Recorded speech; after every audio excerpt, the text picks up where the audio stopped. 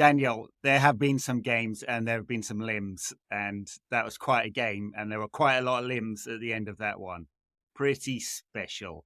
Oh my God, what a day. Yeah, fucking, I mean, it's, start with the football, I guess. Just, it was one of those games that had almost everything, save a massive ruckus. Everything that you could possibly want in a game of association football was right there. And it was just pure, uncut fucking Manchester United there. Football taught by Matt Busby. Just everything you would want to see was right there. Well, nothing on earth. Nothing at all. It was pretty special. We're going to do the tactics pod for the Patreon backers show. Well, extra Patreon backers show, I should say, with Darnish tomorrow. So we'll go deeper dive on that. Half this game, I'm pulling my hair out going, what are you doing? This absolute nonsense. Like acres of space in midfield for Liverpool to run through. But you can say the tactics were mad. You can't question the heart of those players. I mean, for so often this season, we've wondered, do they want this? Do they care? Are they up for it? Are they fit? And not today. They're like Bruno dying on his ass by the end. Garnacho running, sprinting for 120 minutes. He didn't train this week because he's got a hamstring problem. Harry Maguire up front and Bruno quarterback. Absolute madness and the perfect end to it.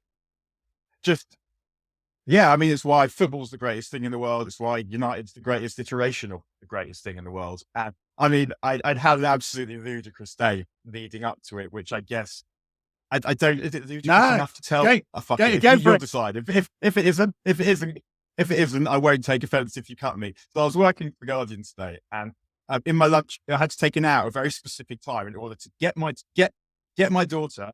My car, I've leased the car. It's in the garage, having all the dents have been acquired over the last 5 years fixed. My brother-in-law's just bought a new car. I'm driving that around, and my wife can't use it. So I've sent her to this. My daughter's gone to a party, a fencing party, of course, because why not? In a cab. I have to leave in an hour. I have to get to the fencing party. Then I have to take her to a paintball party. Then I have to get back to my desk. So I've set out knowing that I'm pushed for time here. And just on setting out, a squirrel runs in front of my car. So I stop, go around it, and then it dashes back the other way, just completely foxes me. I've run over the squirrel, which is absolutely horrendous. Then I drive off, feeling like an arsehole. And I'm thinking, what does one do in that situation? Are you meant to make sure you finish the job? Or do you assume that this is... Well, did you check on it? I don't know. Because that run on the squirrel. No, in Jewish law, that's you put animals out of their misery. You don't let an animal suffer. But then I'm and I've gone down the road. I'm in this massive hurry also, and I'm thinking, surely, however much a Land Rover weighs is sufficient. I don't have to have. So anyway, I go. My wife's like, "You coming into the party?" I say no because I'm in a hurry, and then I obviously get there and think birthday cake. So stop the car. The previous day had been telling me there was something wrong with the battery, but I've driven around it a fair bit, assumed I've charged it up. Go and get my wife, my daughter. Get in the car. The car won't start. So then have to tell my brother-in-law his new car is jiggered and have to wait for him to stop his day to come and get me. Gives me his other car. He then has to take the other car back to the garage. I come back to my desk, and then obviously we have this ludicrous game of football. And I thought that, I think if you're just thinking about it before, we should Ten Hag not bang on you never look bang on in a three-piece suit, but you always look like someone who thinks you look bang on, who's decided, if you're in a three-piece, basically decided that you need to look more bang on than all the other people who look bang on in their two-piece. I didn't love Fergie's three-piece in Barcelona. It was much less rude than the club blazer trouser combo that he absolutely nailed in that really Rangers way of crisp side parting blazer tie trouser. But Ten Hag looked a lot better than Klopp, who looked like a scruff. And also, is his top Rowan Newton's? Is it one tooth? I don't know. I mean, Klopp looks like someone who lives with the squirrels in a park on the bench. I feel like his house is probably a mess. Did you see, talking to Klopp, we'll get back to your hit and run on the squirrel in a moment, Daniel. Have I incriminated myself there? You entrapped me by telling me to do it. I think we might have. We've got your daughter committing knife crime and you killing squirrels. I mean, that's absolutely outrageous stuff. But do I now have to do this every you might game? have to, yeah. You might. It's your I've been squirrel hunt. a squirrel rampage, and I'm sorry, but this is for the greater good. You don't know it, Yeah. but Well, the yeah, world is a better place. footballers are Liverpool. superstitious, aren't they? And I've lost the run on myself now. But, did you see Klopp's interview after the game where he walked off? He was talking to Norwegian TV. Like, the man is so rude, and it's just magical as well. So, but it's like it's like he's doing it for us. It's like that Stephen Gerrard's book. Well, you read the serialization, and you're like, I know that you're admiring your own candor in doing this, and I guess like I have some respect for that. But this is fantastic. This chapter's not for Liverpool fans, United fans. It's incredible. But I did see his interview, and it was surprising because he would have also. I mean, it's not. He would have also had some time to calm down. It was quite a while after the game, yeah. Because he's done his ITV interview was 20 minutes after the game before we saw it live. So he's had a bit of time to calm down. He knows he's got to do these interviews, and yet he still can't help himself because he's got the needle. And I actually, before any of the football happened, I copied out a quotation of Klopp's from Friday that I thought actually summed up a lot of the difference between him and the people that have been managing United over the last few years, where he says this: injuries have affected us a lot, but two things have helped us: the dressing room culture and the structure we've set on the pitch. We have developed a lot during the season. We don't change the way we play. The boys know what they have to do when they come on, and when they don't play, they at least train in the same way. If they do step on the pitch, they know what they have to do. It's not always something else. Everything around changed, but we didn't. We just played the way we wanted to play, and that helped a lot. We did that from the first day of the season. That made a real difference. We really found a good way to play with the sharp. Don't need pasting yourself. But that's really the difference in United and Liverpool. And obviously, it's Klopp's squad is his. Whereas I think in the last game, was it Everton, where the back four was no players to report. Right. Another no 10 out players in the back four. Ten Hag. So it is easier. But if you need to, if United played all the time like they played in the first 20 minutes today, they'd be in a much better position. For sure, yeah. I mean, and in fact, on the front foot in the first 20 minutes, Ten Hag said after the game that we have fast players. That's why we sometimes want them to have the ball so we can create the space and play vertically. I mean, I may be like misquoting him slightly, but that's the tenet of what he said. And again, we'll talk with Darnish tomorrow about exactly the details behind that one. But that's not how he talked about football last season. So he's talking about it like that's the plan. The plan is total chaos. And in fact, when it was total chaos in extra time, when Harry Maguire was playing up front and Bruno and Eriksen were rotating at centre-back with Lindelof on the left and Dalot on the right, it worked in United's favour because I don't think Liverpool knew what was going on because United certainly didn't. Well, I think, but even before that, when it was a more sensible game of football, like in the first United were great. United played like a football team. And the truth is I fancied United to win this, and I had the betting slip to prove it. But I got done more set by the more second half goals than first half goals aspect of the thing. But anyway, I fancied United because you look at that Liverpool team, and I'm thinking, really? Like the goalkeeper's good, but he's not Alisson, and he does look like Conchita from the Eurovision Song. Was it Eurovision? Was it the Greek entrant in Eurovision Song Contest a few years ago? He's a good keeper, but he's not as good as the usual keeper. I think Quansah looks like, unfortunately, like he's going to be a really good player. Looks like he actually might be good enough to play centre back for them. But Van Dijk's quite a long way over the other side now. Salah's brilliant. But not good as he was, I don't think. Endo, McAllister, and Szoboszlai, and that's an all right midfield. But if it's a midfield for any manager other than Klopp, it's not a particularly good midfield at all. And you look at that team, and I'm looking at the team. I think this team is all Klopp. Like this particular 11 that United are going to be playing today in that game. It's not.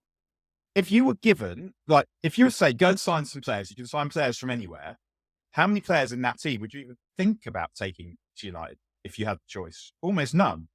And the thing that makes them brilliant is not them, it's the manager. So I fancied us to win that. So I wasn't that surprised when we came out and played well, because say it all the time. The reason why we hate these dickheads so much is because we know they're quite good. I think the balance helped. As well as being There's shit. just more balance today as well. So with Wan-Bissaka being back, we actually had two fullbacks on the pitch. Yeah, they might not both be wanting to play it or left back, but it just gave United balance, and that helped, didn't it? And a striker there as well, and all of a sudden we looked like an actual team. I was a bit concerned about, and we come on to him later, concerned about Scott McTominay's presence in central midfield, because it does leave a big gap when him and Bruno both push forward, as they did frequently. But there's just much more of a balance to that team. Wan-Bissaka, he hasn't played for months, but he had a really good one while he was on the pitch. Dallo was although that first minute almost where he takes that one away, he does actually really well. Because I'm thinking, what on earth? I totally get why he's on the left, because you want Dallo on the right, and also because it means Salah's coming in on Wan-Bissaka's good. He's a good one-on-one defender, so it makes some sense. And then I was thinking, but what on earth is what on earth is he offering going forward? And he offers something immediately, and before immediately bollocks to get up again. And it was just perfect encapsulation of him. But you mentioned T, absolutely colossal game from him today, and he's had a good season. Which, however you slice, he's not good enough to play for us, but it would be hard to turn down 40 million for him. But I'm not really wanting to push him out the door. No, and we talked about it at the end of last season when he was potentially going about, like, is he the player we'd really want to sell? He's not that good tactically. It's a mess. He does one thing very, very well, which is that third man run and getting in the right position. He's very composed in front of goal, and he can finish. Yeah, right. And he can finish. Right. So then he's off. I think that's harsh. He can also carry the ball sometimes, and he's quite useful defending in both. He's quite useful defending in the box, set pieces as well. So he reminds me in a sense of Lingard. So when we had Lingard, right, I remember Gary Neville saying he'd be a good 16th man. It's just a wild card. You've got loads of quality players, and then you've got this other guy who can do some good shit sometimes that can be hard to stop and has just interesting abilities to make things happen in an attacking sense. And obviously they're completely dissimilar as players, but that's kind of what I think a bit about McT, like a good 16th man who you can throw him on, and he has a bit of a knack for making stuff happen. Like, how many games has he played in this season where he hasn't scored or looked like he might? Not many. Well, and he's got, I can't remember now, was it 7 or 8 goals this season? It's a good return from someone you wouldn't have in your first 11 normally if Balanced United's midfield is better. We'll see what happens with him next season, because I think a lot depends on whether United do make the Champions League. It's still not out of reach, given Villa only drew today.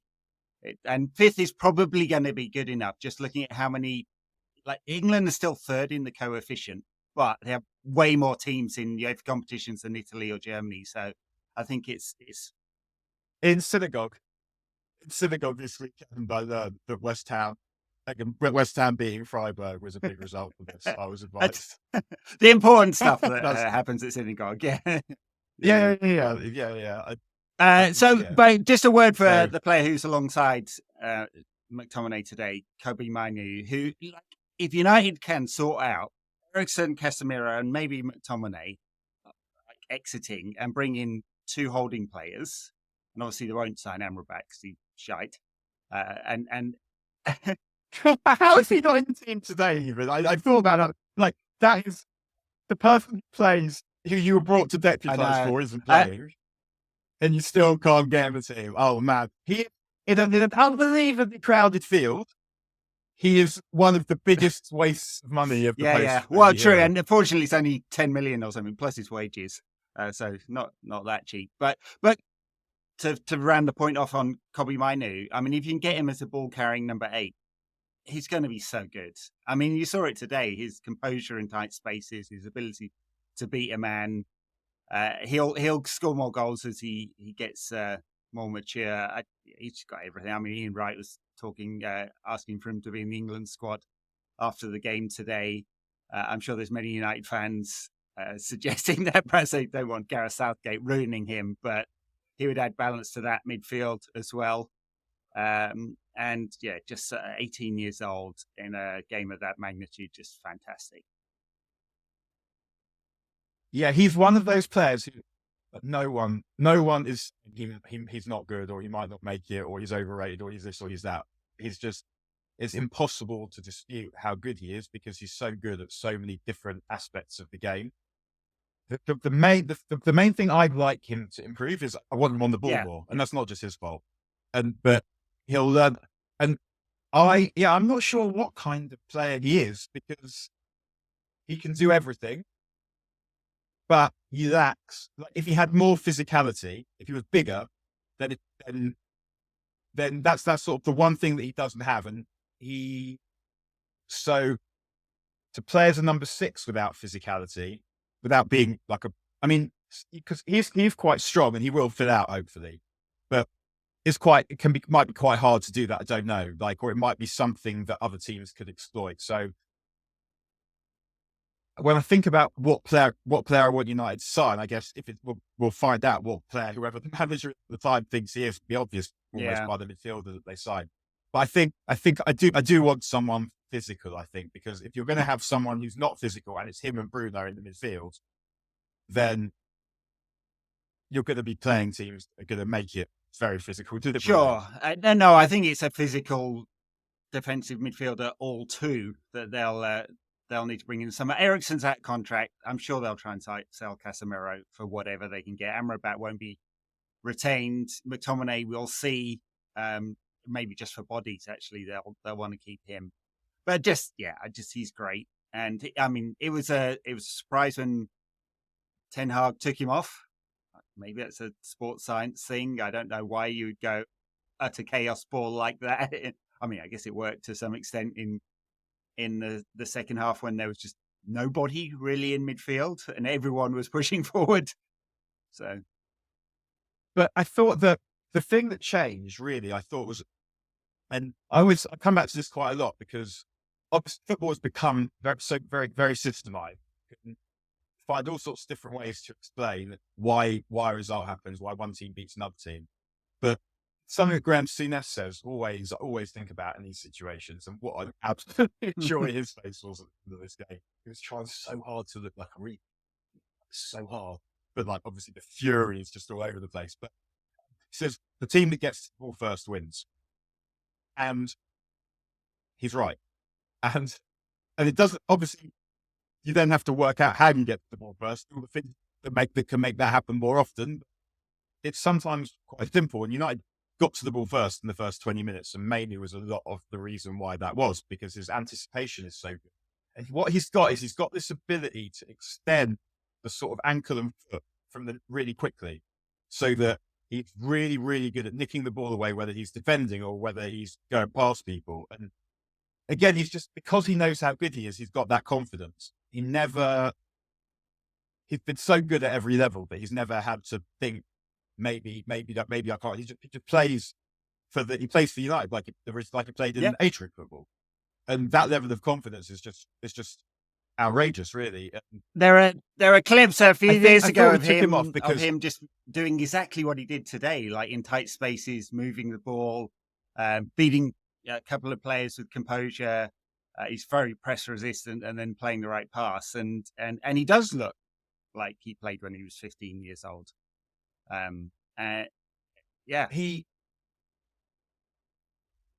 think to finish off what we're saying about getting to the ball first. After that, we sat off. Like the difference came when we sat off and we played, and also after the first goal, we played for half time.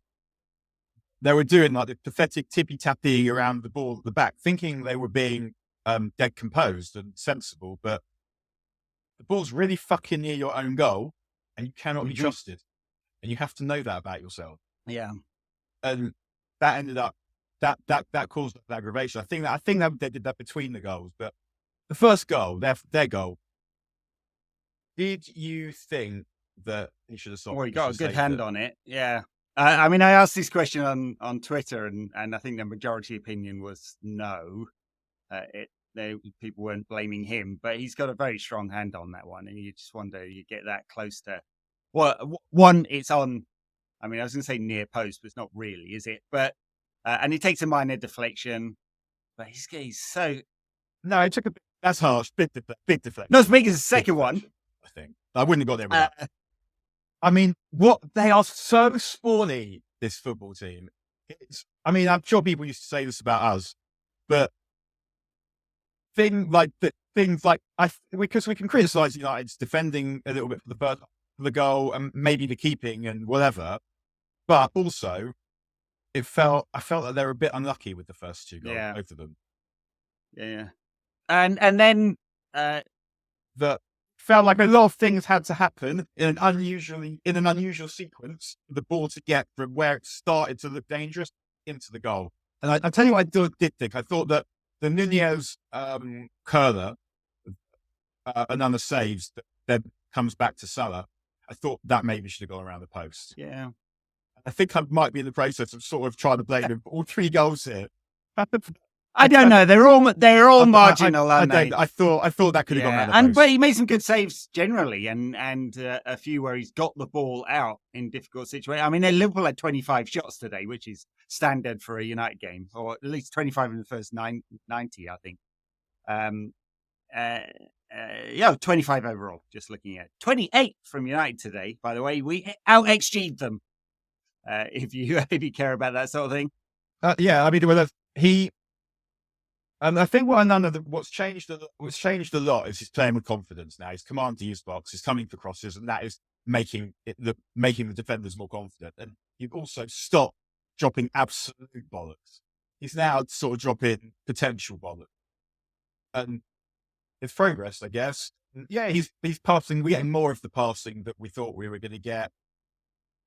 He's never going to be a top level keeper, but in a really good team, could be good. Well, in extra time, he basically pushed out into midfield and was pinging balls from the quarterback position, which I guess is one route to goal. Let's talk about Antony's equaliser for a moment. I mean, he's played out of his arse this season. I mean, for different reasons. He's not always been in the team. Both allegedly beating up his girlfriend and being dropped by Ten Hag for not contributing anything. This was his second goal in all competitions this season. He has no goals and no assists in the Premier League, I think. But it was a very nice finish. And in those moments, it was a really, really good goal. In those moments, he's got quality. It's just the rest of it, I'm not so sure about. He's not. He's had a shit season. And I thought he was better than a lot of other people did last season. I'm not saying I'm right. I thought he would always take the ball. I thought he never had any help from a fullback. He looked like he wasn't scared of playing for United, and I felt like there was something to work with. But I wanted a big improvement this season that we haven't got. But he's got no ability. Not true. He has some ability. He scored. Yeah, it was a really. I mean, when you see the changes and it's Antony and Maguire coming on, I'm obviously thinking, "I'll fucking sort it." Antony ended the game and left back. I mean, which was it? And Eriksen seemed to be a fullback for a bit as well. He played well. I mean, he's someone again. I could happily lose, but he's someone I can see uses for next season if he was around. But I only want him. And Antony will be around next season, and it's really nothing to do with whether Ten Hag's there or not, or whether we think we can get any money for him. His book value is more than his market value, and so it doesn't help United's FFP. In fact, it hurts United's FFP position significantly to sell him, basically. So I'd just be really surprised, and plus he's on a mega wage. So I think he'll be around, but that was easily his best moment of the season, easily. And then,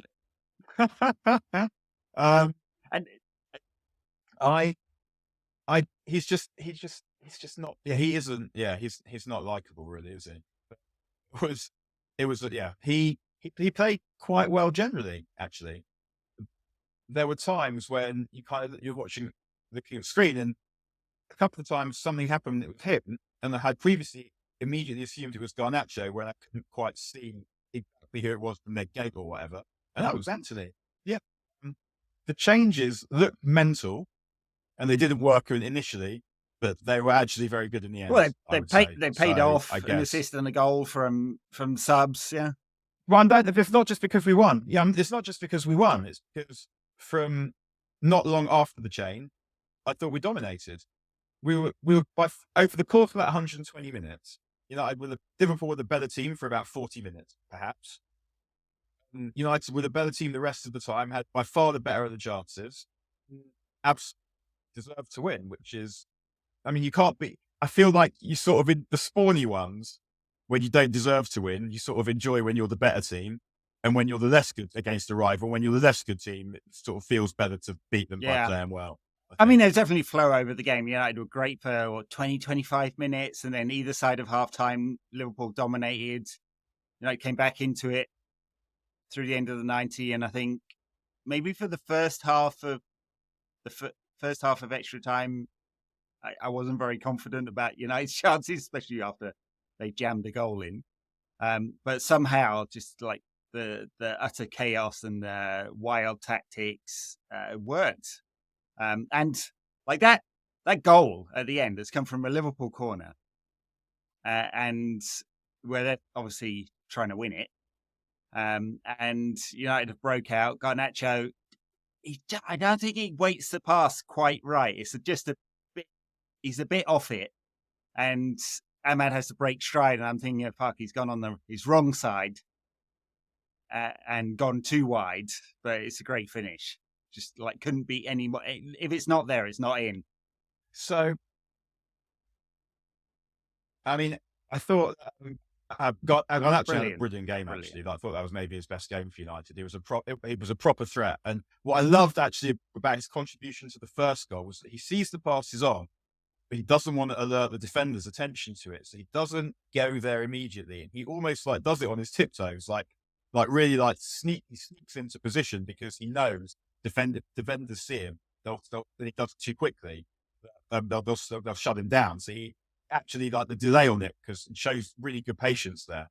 You're right that the pass was a shit pass. And he had also, I think I would have gone on the other side. I can't remember who it was, but I think there was someone on the other side who I guess I trusted to score more than I did Ahmad, who I thought did really well when he came on. But what I had heard about Ahmad is he lacks a bit of confidence. And I felt that even though I thought he played really well, like the good on the ball, comfortable on the ball, kept possession, he was taking conservative options rather than pressing himself. But I agree that it was a really good finish. It was one that it's the kind that you feel the keeper might save, but actually he couldn't really save it. And on which point it would be good, I think, to have some keepers in studios, because I feel like most of us know quite a lot about playing football now, and we know a lot less about goalkeeping. Yeah. And there's, I mean, David Priest does some TV, doesn't he? I'm not on many of the major channels, but yeah, I think that would be right. Have some. If we're going to have referee analysis, we might as well have specialist keeping analysis, especially since anything above like 0.2 xG is normally put down as must score. Although I did think right at the end of the 90. Marcus Rashford must score, and sadly he did not. I mean, he made up for it later, but that. So, I mean, that was. I mean, I don't even. That was a phenomenal miss. It is very rare that you see that kind of miss, because did everything else right. It was right there, and it wasn't like he missed kicks it either. Just wide. Just like red radars off. I was not expecting to see that at all, but I'm obviously now very pleased he did miss, because it meant that we got to increase the misery. And the goal that he scored was a lovely finish, and a very good pass into him as well. And also big up Ahmad for his role in that goal, because I think if that the one where Liverpool go through, he sneaks up on Nunez and he robs the ball off him, and then United more or less go down the other end and score. Yeah, it's right. Yeah, right from the corner. He won a couple of balls, didn't he, Ahmad? And yeah, yeah, he wins the one where they win it high as well. The winner. Also, Harvey Elliott is I'm very pleased that his deflected stuffy effort wasn't the winner. Not just because he looks like somehow transplanted his Nahan's muff onto his head. Geez. I mean, he is just. Does his nan bleach? He is. I don't take to him. Fair enough. And it felt like because previously when Liverpool was starting to dominate, you wondered if it was going to be one of those games that looked like it's a game until it isn't. The kind of games you've seen quite a lot, but they weren't able to do that. So for them to then get the win in the other way by this was inevitable, basically, that at some point they were going to find a way to win, would have been equally annoying in its way. I felt like that one. I mean, I'm semi-joking when I said I'm blaming Anana for all 3 goals. I mean, I felt like we shouldn't have let all 3 of them. That's what I would say. A better goalkeeper than him would have made saved one of them. One of those. Yeah. Like, because I don't know, the Elliott one, I know it was a late deflection, but it felt like he got there and it went under his hand. He also does this thing. I mean, he does all the time, which is anticipate which way it's going and step to that side and can't get back. I mean, it's been pointed out by what's the internet version of a goalkeeper tactico? There's a few people on Twitter who just comment on goalkeeping, and it's been pointed out that he has this kind of quirk where he anticipates and moves, and a few of the goals he's conceded this season are the result of this thing. Where he takes a step. So he takes a step and can't get there as a result. So, all right. Wow. Yeah. And what?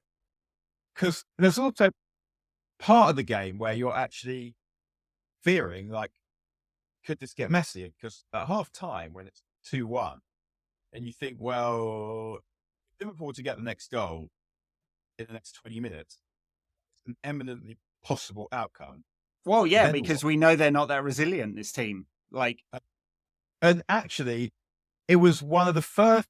It was to see a proper United onslaught, but against Liverpool. We haven't seen that kind of thing against a good team very often.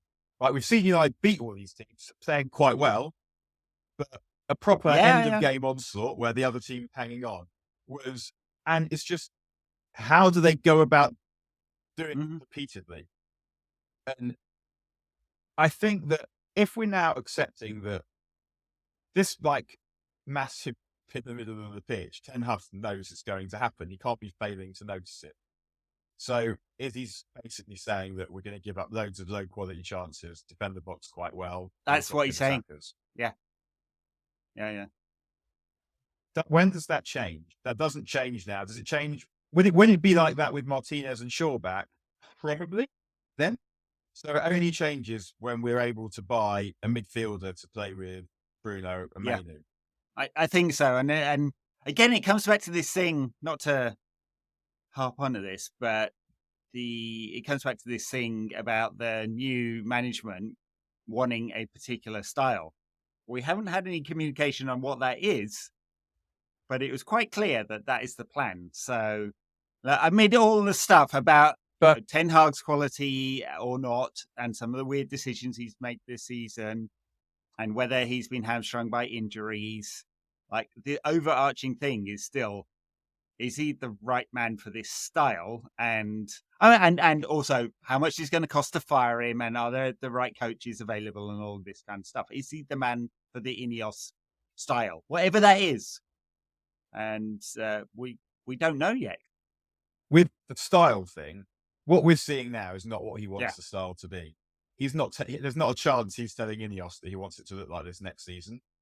The question is whether Ineos accept him saying it has to look like this right now. And maybe it does, because who do we have who could make it not look like this? I don't know. But on the other hand, am I thinking if we had a different manager with these players, would it look like this? No. Maybe not. I don't think, like, obviously today's game is helpful for him keeping his job, but it could take a lot more. I mean, it's not just that we won and we're in the semi-final. Like, the likelihood is that United will beat Coventry and extends the season to the end of the season. If we'd lost today, you'd really wonder whether the players would have the resilience to make the last 9 games count. Now, as I said at the beginning, whereas now they're still playing for that cup final. Yeah, they've got the massive coveted, they've got that absolute buzz playing to be part of City winning the treble again. Come on, Real Madrid. Yeah. I mean, I can't, like, because I say that because I think when they were making the draw, I think in my head I was saying I think I want City at this point because I don't see that we're winning this without going through them. I feel like maybe we've got a better chance of beating them in a semi if it comes at a good time. And yeah, I mean, Chelsea have given City a couple of good games and recently. City's fixture list is really it's really interesting because don't they play like Liverpool and Arsenal either side of the Champions League games? I may be wrong about that. Or Liverpool right? and someone else. They've got a lot of tough games. Oh no, I lie. Yeah, Liverpool. They got Tottenham after the second leg, but they got Luton and Crystal Palace either side of the first leg. So I'm making that up. Totally making it up. Yeah, sounds more like it. There you go. Talking shite as normal. Somewhat. Liverpool have the easiest running, but I mean, I guess we got the opportunity to beat them again. And we haven't talked about Bruno Fernandes yet. Before the game, there was United mascot that was the one at the front that was coming out with him was crying. And I know obviously any person would try and address the kid and look after the kid in that way, but it felt like he took much more care of that kid than he could have got away without doing before this game, I would say. And I think this is something we often forget, but and I hope that when I say this, I'm not made to like some other time later. But Bruno Fernandes, I think, is a mensch. The way that someone might behave on a football pitch when they're competing for their lives, basically, versus how they actually are. Those two things are different. Yeah. So he's like he's not you might think he's a prick when he plays, but I don't think he's actually a prick. Is what I'm saying. And he was gigantic today. Just like he's hobbling around at the end and still running, playing in defense, playing at quarterback, running forward, like the whole lot. He's massive. I don't get the criticism of him either tactically or in terms of his heart and performance. And it just appears to be entirely about the kind of annoying stuff he does on the pitch and the moaning and the complaining. I mean, he got a yellow card for complaining about Liverpool's goal, which was a foul on him, by the way. Like, Gomez has gone straight through the back of him to get to the ball. It's one of those. It's not totally mind-boggling when you see that it hasn't happened. It's not as bad as that McTominay one at Palace like last season. But it's how are you looking at that and saying he hasn't pushed him over, which is not allowed? Yeah, I don't get it. Getting booked for dissent at that point is semi-understandable, but also stupid because easily he could have done because he fouled Szoboszlai late in the game as well to give away that free kick. And I mean, Szoboszlai made it out like he'd snapped his leg, and it was quite hard to tell whether there was any actual contact, but it was given as a foul. If the player has to jump out of the way, it's still a foul, by the way. So I think the foul's fine, but just immense. Ahmad also got sent off. Well, actually got sent off, not also. The first one, it's just brilliant. First one for time wasting, and then the second one for taking his shirt off. It's great. And scoring the winning goal in between is just an exceptional day's work. I mean, I feel a little bit bad for him because he played really well. So he might get something in the next game that he's suited for.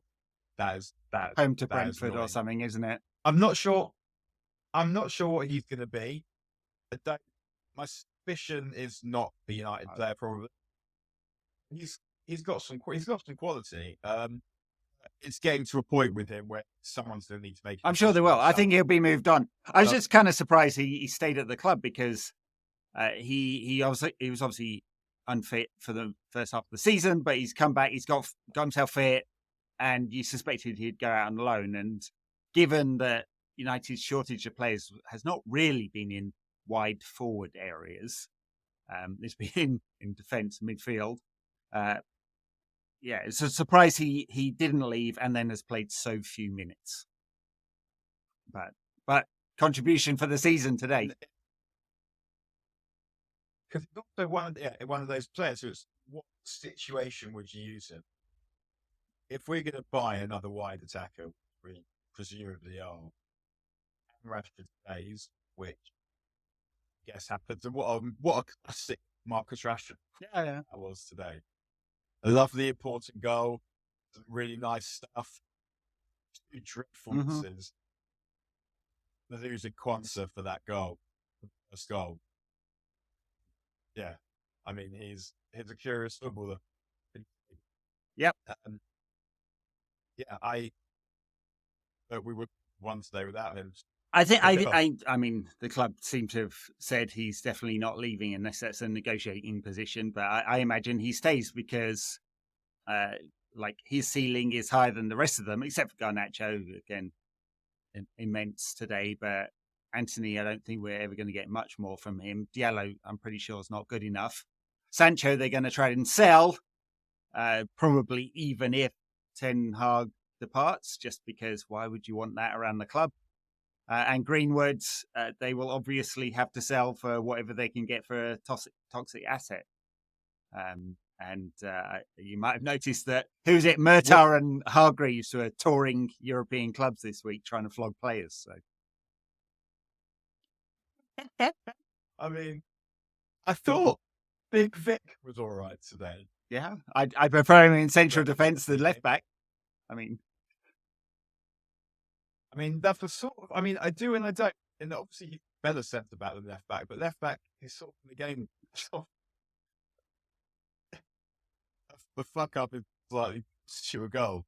So I have, But I thought I guess he's playing left back more often, so he's working out how a player with his ability can play it to their best, and he's completely out of position. But yeah, he's now making an all right fist of it, I would say.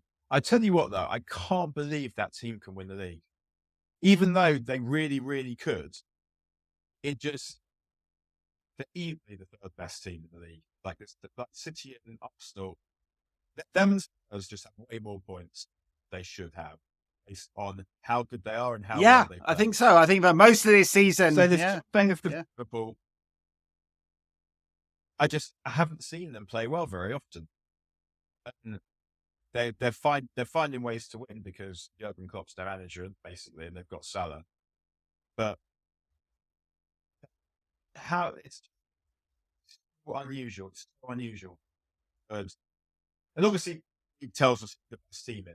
So let's call it the highest ceiling, the highest total level of performance, or some bullshit like that. And say that it would be very rare for the third best team in both those areas to go and win the league.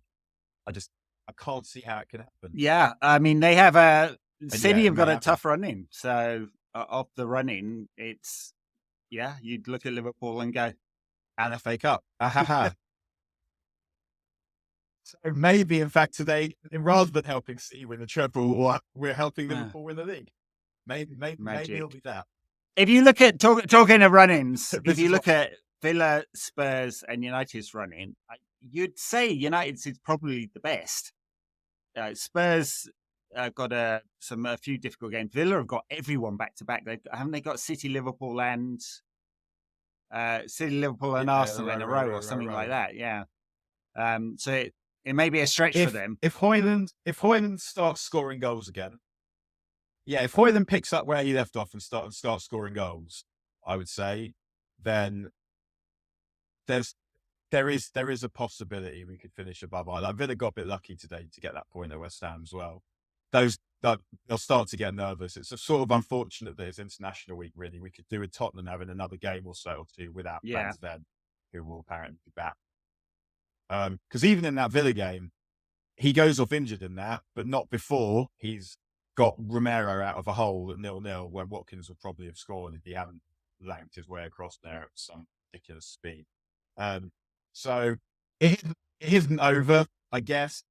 It is now good that we've got the cup, and I mean, and I'm really happy for Mark Robins as well, who obviously has a crucial role in United's history because it wasn't just obviously the Forest goal. He scored against Oldham as well, and he scored against Newcastle as well in the 3-2. I think he did. So without him, things could have gone very differently. I mean, I don't think Fergie would have got fired by the time we were in the cup final, but winning that trophy got us into the Cup Winners' Cup and told the team knew that they could win things, and that was. So, and he's done just unbelievable job at Coventry. Given their resources like and everything, situation, the ground situation, and they're quite a good team. I saw them last season a couple of times. I've seen them earlier this season. I think I saw them against Leicester. They've got good players. They're a good team. If we don't turn up, we should get humiliated. We've got it in us, but obviously we should manage to somehow make that work. And talking to grumpy managers. Did you see Gary O'Neill talking about? Klopp is a rank bad loser, but Gary O'Neill was special. I like him. I think I don't know how good a manager he is, but he's done a great job at Wolves. He's done a really good job at Wolves, and he talks generally quite sensibly about the game, and you can see that his players go out knowing what he wants them to do. Did he make a proper dick of himself? As much of a dick of himself? Yeah, he was just complaining about Mark Robins and Coventry celebrating and stuff like that. So, I mean, I saw the thing with the ball boy. Yeah, I mean, that's just it is so brilliantly snide that like this one the reason football it was just it's like that grown men trouncing about children who antagonized earlier. I mean, it's just like who doesn't want that? And this weekend has just been like the FA. Obviously, we grew up with the FA Cup. We're old men. We love the FA Cup, but you don't get a league game like the one we saw today. And it's funny because it was also what we saw today. We hardly ever see was a time period. You very rarely see that because everyone is thinking rather take the chance and at least losing it in extra time. But I would sit through every shit period of extra time I've sat through. For me, it's not often just sitting through it. It's having to work half an hour extra because of typing how shit it is. So I feel I did Arsenal and I did Atletico, and they were both fun games, but the extra time of both of them was rubbish. And I'm pleased I sat through those because I get to celebrate through that. And like days like today are really why we're here. Did you see the video of the kid celebrating with his dad? The winner. It's been going around on Twitter. I haven't, but I'd like to. I saw the one of the Stouse kid crying with his dad, who they returned to a bit later on to check that he was still crying, and he was. And like, if it's more excellent grown men action, I said me age 45 and 9 days. I think that I was also, it's just those days where you're just like, walking about, just like benching your, like I half came. I went for a sauna to try and calm myself. Well, not saunas are generally quite calming. My wife got mad into health, so discovered that saunas keep you alive. You can't get to sauna if you sauna for 20 minutes, 4 out of 7 days a week, you have a good chance of staying alive for longer. As in, it's really good for your heart, and it also holds off dementia. So, and also doing it is nice, and you get to hear the ludicrous people say in the sauna to each other, like that like there's no one else there. And I'm just sitting there like, I'm so hot. I can barely stay in the sauna because of United. I'm not sure United extend your life, there, to be honest. Like having, I mean, days like today, but I think generally speaking, it's taking 10 minutes off my life having to watch a game. So I would say I'm not a nervous watcher.